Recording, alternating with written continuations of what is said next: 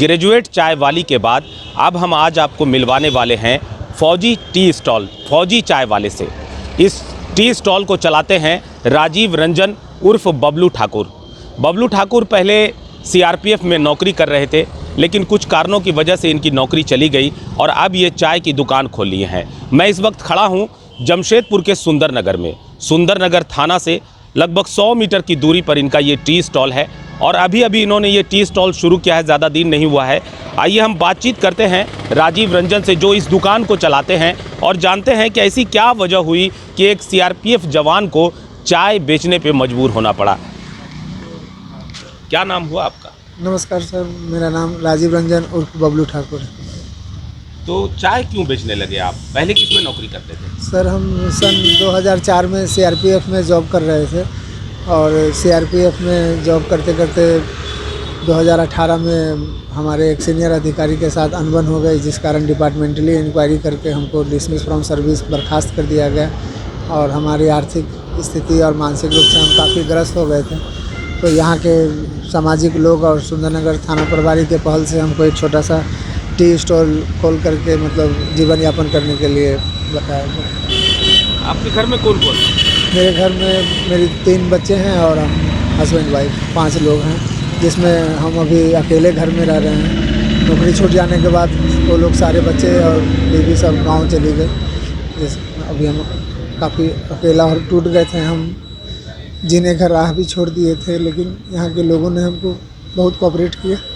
तो चाय दुकान जो आप खोले हैं यहाँ पर कितने दिन हो गए खोल करके चाय दुकान? सर चाय दुकान अभी मात्र 1 हफ्ता से हम चला रहे हैं। 1 हफ्ता जी। चाय दुकान ही क्यों खोले? और भी कुछ दुकान खोल सकते थे।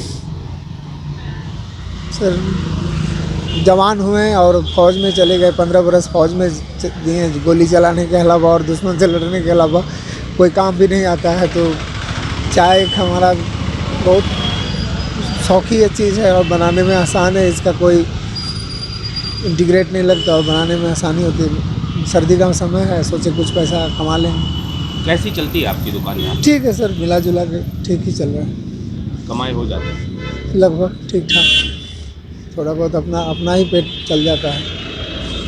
और किसी से मदद मिली आपको कि कौन कौन लोगों ने? जी, यहाँ के सुंदरनगर थाना प्रभारी महोदय के पहल से यहाँ के सामाजिक लोग, एक पप्पू वर्मा, अनमोल वर्मा, अमरजीत, करण, पवन, पंकज, इन सब लोगों ने मिलकर के हमें मदद किया और हमें चाय की टपरी चलाने का मौका मिला।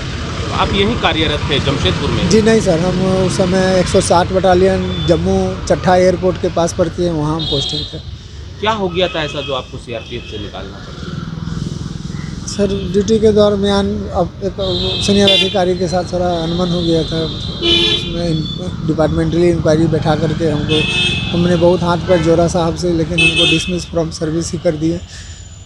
हम काफ़ी मानसिक और आर्थिक रूप से ग्रस्त हो गए थे। सरकार की तरफ से कुछ मिला आपको? नहीं सर, सरकार की तरफ नौकरी से के बाद मिलता है जो? हम जम्मू हाई कोर्ट में सर इसका हम कोर्ट केस किए हुए हैं और जो 2018 से मेरा केस अभी लंबित है और हम केस लड़ रहे हैं।